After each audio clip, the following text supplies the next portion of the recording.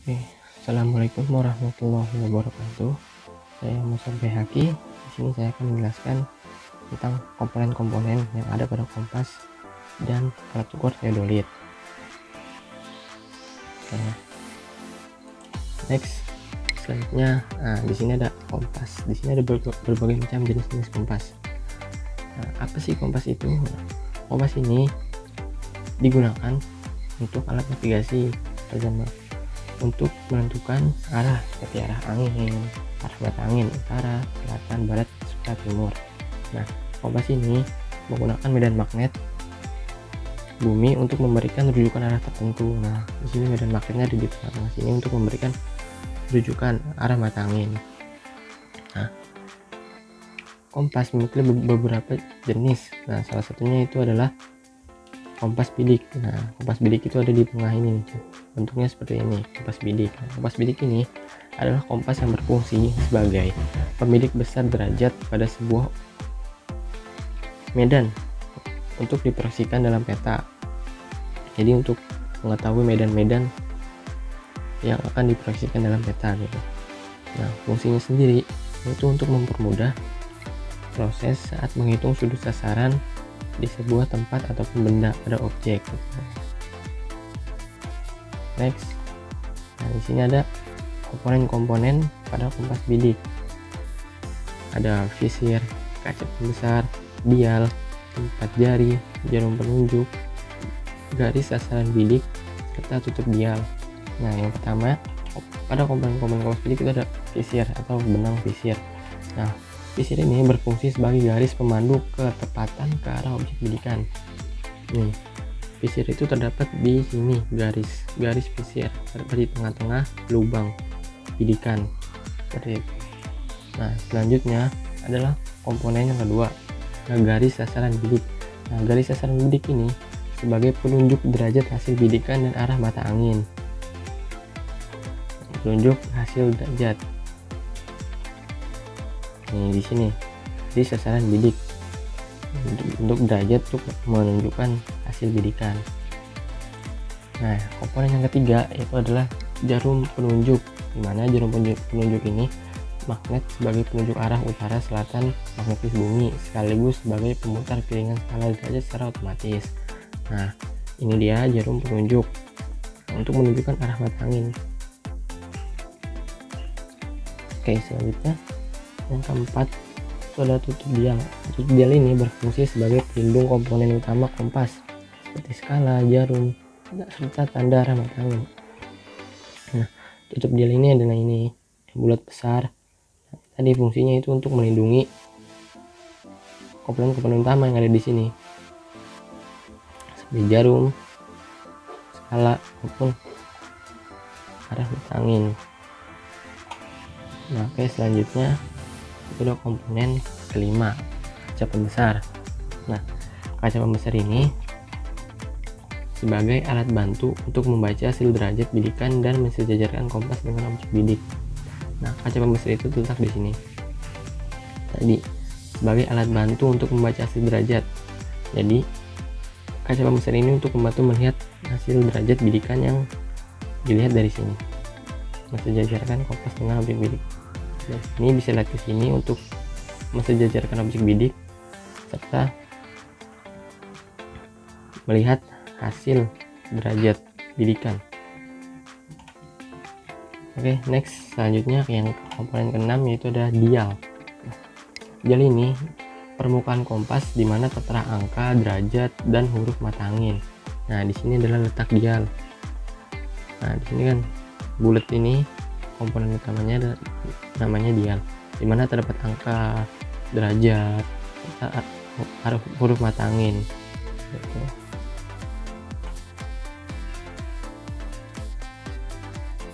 Nah, setelah kita membahas tentang komponen-komponen yang ada pada kompas, selanjutnya kita akan membahas komponen-komponen yang ada pada teodolit. Nah, di sini ada berbagai bentuk teodolit. Ini dia bentuk teodolit seperti ini. Nah, ada yang menggunakan dengan tripodnya. Nah, apa sih teodolit itu? Nah, teodolit ini adalah salah satu alat ukur tanah yang digunakan untuk menentukan tinggi tanah dengan sudut mendatar maupun sudut tegak, sudut horizontal maupun sudut vertikal. Nah, teodolit ini digunakan untuk memetakan area yang cukup sulit untuk diukur, dan terutama bila situs tersebut memiliki relief atau permukaan bumi yang sangat besar. Oke, selanjutnya kita akan membahas tentang komponen-komponen yang ada pada teodolit. Nah, di sini terdapat 20 komponen yang ada pada teodolit. Yang pertama itu ada handle. Nah, handle ini berfungsi sebagai pegangan ketika pesawat diangkat dari kotak. Nah, handle di sini tepatnya nih, berbentuk pegangan. Nah, fungsinya untuk mengangkat alat teodolit ini.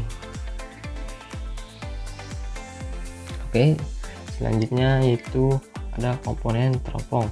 Komponen teropong ini berfungsi untuk membidik objek pengukuran poligon maupun situasi membidik rambu atau yalon.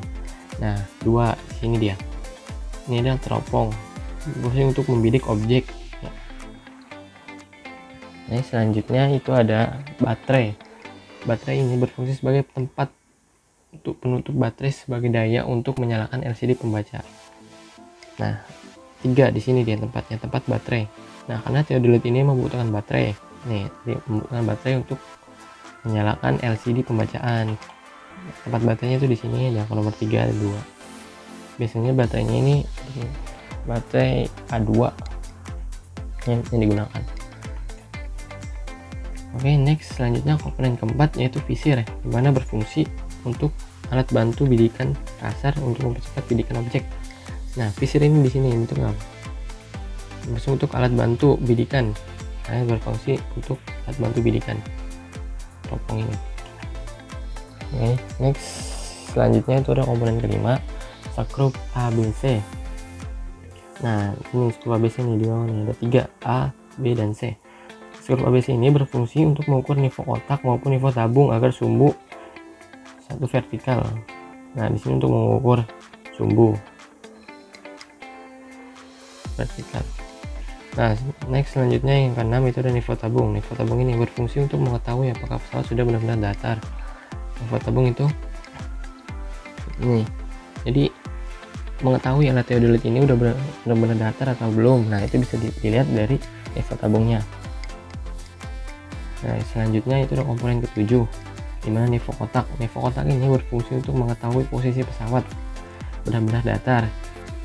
Nivou kotak, selain nivou tabung, di sini ada nivou kotak. Kotak ini ada di sini. Tadi berfungsi untuk mengetahui posisi pesawat. Nah, selanjutnya yang ke-8 itu ada LCD pembacaan. LCD pembacaan ini berfungsi sebagai monitor untuk pembacaan hasil pengukuran. Nah, ini dia di sini nih. 8 yaitu LCD pembacaan. Nanti apabila sudah terukur, nanti di sini akan lihat data-datanya untuk dibaca pengguna. Nah, komponen selanjutnya yaitu adalah tombol pengaturan. Nah, tombol pengaturan ini berfungsi untuk mengatur pengoperasian pesawat. Nah, di sini nih 1, 2, 3, 6 ada 6 tombol pengaturan. Nah, di sini yang berfungsi untuk mengatur pengoperasian alat teodolit ini. Nah, next selanjutnya yaitu komponen ke-10, lensa okuler. Nah, lensa okuler ini berfungsi untuk mengamati objek bidik dan mengamati bacaan benang pada rambu ukur. Tadi lensa okuler. Nah, lensa okuler di sini kecil, bulat, berfungsi untuk mengamati objek. Lensa. Oke, selanjutnya ada lensa objektif. Selain lensa okuler, selanjutnya ada lensa objektif. Nah, lensa objektif ini berfungsi untuk menangkap objek atau benda yang diamati. Ya gitu. Next yang kedua, base plate, berfungsi sebagai dudukan pesawat pada statis. Nah, di sini nih. Ini namanya base plate. Sini juga base plate. Tadi berfungsi untuk alat duduk teodolit ini pada penunggang di bawahnya yaitu tripod. Nah, yang ke-13 itu ada skrup penggerak halus vertikal, di mana berfungsi menempatkan bacaan benang pada objek rambu secara halus. Nah, 13 di sini nih, itu menempatkan bacaan benang. Oke, next selanjutnya skrup pengunci vertikal. Nah, skrup ini berfungsi mengunci perputaran teropong arah vertikal secara halus. Dan di sini untuk mengatur penguncian teropong yang bergerak secara vertikal atas ke bawah. Nah, selanjutnya itu komponen ke-15, di mana skrup penggerak halus horizontal berfungsi menempatkan bacaan benang pada objek rambut secara halus untuk horizontal. Nah, di sini nih. Jadi menempatkan objek berputar secara horizontal. Yang ke-16 itu adalah skrup pengunci horizontal berfungsi mengunci perputaran teropong arah horizontal secara halus. Nah, selain tadi penggerak halus, nah sekarang ada pengunci. Nah, tadi apabila sudah digerak-gerakin sesuai dengan benang, selanjutnya dikunci menggunakan skrup pengunci ini. Nah, di sini tempatnya 16. Nah, sekarang komponen ke-17, centering optik. Centering optik ini berfungsi untuk mengecek kedudukan pesawat agar berada tepat di atas patok. Ini buat mengecek apakah sudah tepat di alat ini di atas patok. Next, selanjutnya ke-18, dimana skrup centering optik berfungsi untuk memperjelas tampilan benda yang ditangkap oleh optik teleskop. 18 di sini skrup centering optik. Next, selanjutnya komponen ke-19 yaitu skrup pengatur ketajaman benang. Nah, skrup ini berfungsi untuk memperjelas benang pada lensa, benang atas, benang bawah, dan benang tengah. Di sini untuk memperjelas benang yang dibidik, dan skrup pengatur ketajaman benang. Nah, selanjutnya selain itu ada skrup pengatur fokus teropong. Nah, skrup ini fungsinya untuk memperjelas objek yang dibidik. Nah, di sini untuk memperjelas objek ya, alat komponen. Oke, sekian pembahasan dari materi komponen-komponen yang ada pada kompas serta alat ukur teodolit. Saya ucapkan terima kasih.